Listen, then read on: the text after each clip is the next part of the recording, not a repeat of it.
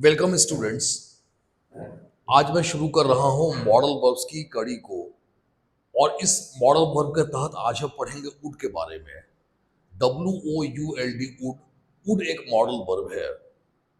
Modal verb की खासियत ये होती है कि इनका कोई शाब्दिक अर्थ नहीं होता है, बल्कि ये एक एक्सप्रेशन को प्रोड्यूस करते हैं। पहले के कुछ क्लासेस में हमने पढ़ा था मे, माइट, कैन, कुड और शुड। आज हम पढ़ेंगे वुड। वुड का हमारा पहला यूज है, आइए देखते हैं। Would is used in A supposition case. Supposition case में वुड का यूज किया जाता है।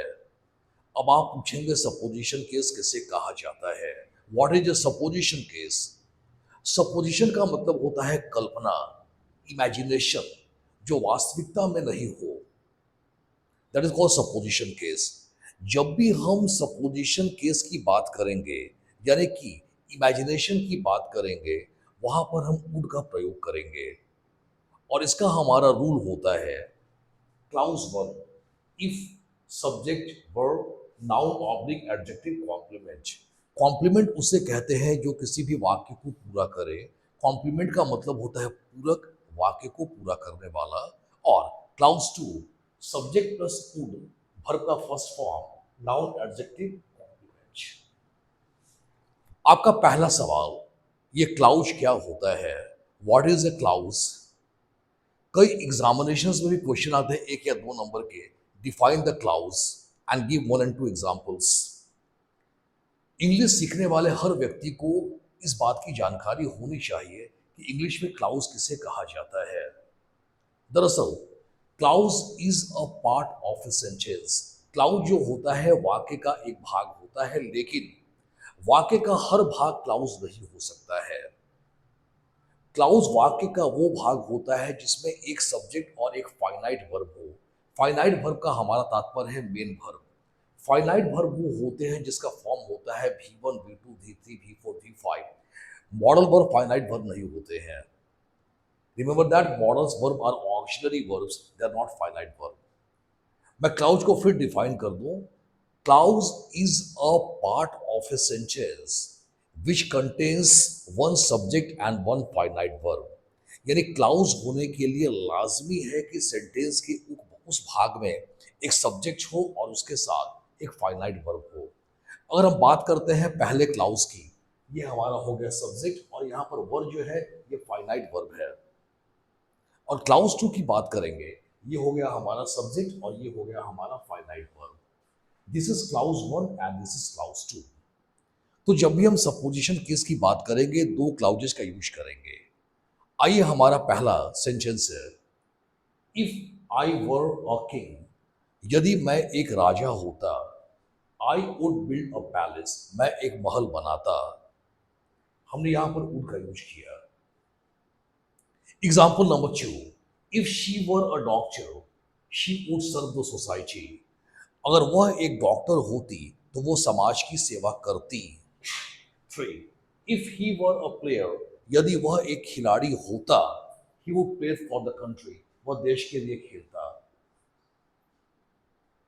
Question number 4, sorry example number 4, I am sorry. If I were prime minister, यदि मैं प्रधानमंत्री होता, आई वुड रिमूव पॉवर्टी, मैं गरीबी समाप्त कर देता।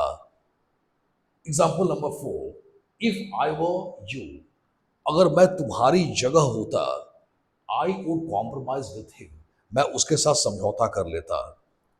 अगर मैं विकास की जगह होता, इफ आई वर विकास, अगर मैं राहुल की जगह होता, इफ आई वर राहुल। ये कल्पना है, इमेजिनेशन है। नेक्स्ट, इफ यू वर आई, अगर तुम मेरी जगह होते, व्हाट वुड यू डू, तुम क्या करते? विच। कहने का हमारा तात्पर्य यहां पर यह है स्टूडेंट्स कि अगर हम ये कल्पना करते, ये होता तो वो होता, ऐसा होता तो वैसा होता, मगर हकीकत है न ऐसा है न वैसा है। That is called supposition case. और सपोजिशन केस वाले मामले में 2 या 3 अहम बातें। अब आइए गलतियां कहां कहां होती है, इसको और थोड़ा डीप में पढ़े हम। पहली बात, यहां पर आई के बाद हम वॉज लगाते हैं, मगर यहां पर वर हो गया। शी के बाद हमेशा वॉज होता है। She was a player, she was a doctor, she was coming, मगर यहाँ पर शी वर हो गया। ही के साथ भी हमेशा वॉज होता है। He was a player, he was my friend, मगर ही वर हो गया। आई वर, आई वर, यू वर। यानी कि एक बात गौरतलब हो कि जब भी ऐसे क्लाउजेस हमारे पास आएंगे, सब्जेक्ट के साथ फर्स्ट क्लाउज में हम वर का प्रयोग करेंगे, चाहे जो भी सब्जेक्ट हो। राम वर, सीता वर, डॉक्टर वर, हमेशा वर। और सेकंड पार्ट में हम उनका प्रयोग करेंगे। ये हमारा सपोजिशन केस है। जैसे अगर मैं भारतीय टीम का कप्तान होता तो मैं पहले बल्लेबाजी करता। If I were the captain of the Indian team, I would bat first. यानी कि कभी भी इस बात को एक्सप्रेस करना हो, ऐसा होता तो वैसा होता, ये होता तो वो होता, वहां पर हम वुड का प्रयोग करेंगे। अब आइए वुड के हम अगले यूज की बात करते हैं। वुड का सेकंड यूज, हमने शुरू में ही कहा था कि मॉडल वर्ब की अनन्य विशेषता ये होती है कि इनका कोई शाब्दिक अर्थ नहीं होता है। हर एक मॉडल वर्ब अलग अलग एक्सप्रेशन को प्रोड्यूस करता है। अब हम बात करते हैं वुड के दूसरे यूज की।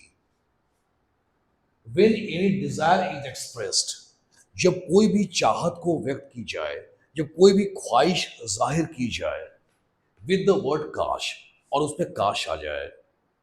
स्टूडेंट्स, जब भी काश शब्द का प्रयोग करके कोई चाहत को हम बयां करें, कोई ख्वाहिश प्रकट करें, तो वहां पर भी हम उनका प्रयोग करते हैं। जैसे अक्सर क्या होता है कि अपनी ख्वाहिशों को बताने के लिए हम काश प्रयोग करते हैं, काश शब्द का। काश मैं ये होता, काश वह वो होती, काश ऐसा होता, काश वैसा होता, काश वह प्रधानमंत्री होते, काश वह राष्ट्रपति होते, काश वह कप्तान होता। तो काश शब्द करके जब भी हम कोई एक्सप्रेशन को शो करते हैं, वहां भी वुड का प्रयोग करते हैं, जिसका स्ट्रक्चर हो जाता है, रूल हो जाता है। Would that, after would that exclamatory sign, sign of exclamation, subject verb, यहाँ भी वर्ब का यूज करेंगे, चाहे कोई भी सब्जेक्ट हो।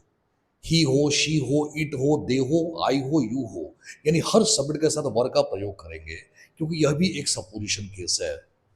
नाउन ऑब्लिक एडजेक्टिव दोनों में से कोई एक आएगा, दोनों भी आ सकते हैं, प्लस कॉम्प्लीमेंट। हमने बताया था कॉम्प्लीमेंट उसे कहते हैं जो किसी भी सेंटेंस को पूरा करे, यानी कि पूरक। आइए अब कुछ एग्जांपल्स की हम बात करते हैं।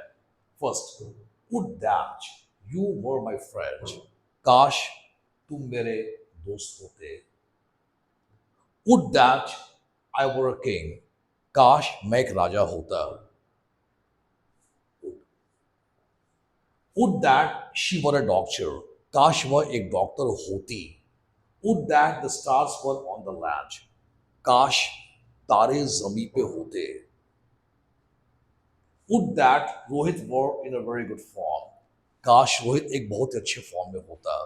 तो ये वुड का हमारा सेकेंड यूज है। स्टूडेंट्स, आइए अब मैं आपको कुछ असाइनमेंट्स दे रहा हूं बनाने के लिए, जिसमें may, might, can, could, should, would, यानी जो मॉडल वर्ब पहले पढ़ाए जा चुके हैं उससे मिलाकर और आज की पढ़ाई से मिलाकर मैं कुछ असाइनमेंट्स दे रहा हूं, आप इनको सॉल्व करेंगे।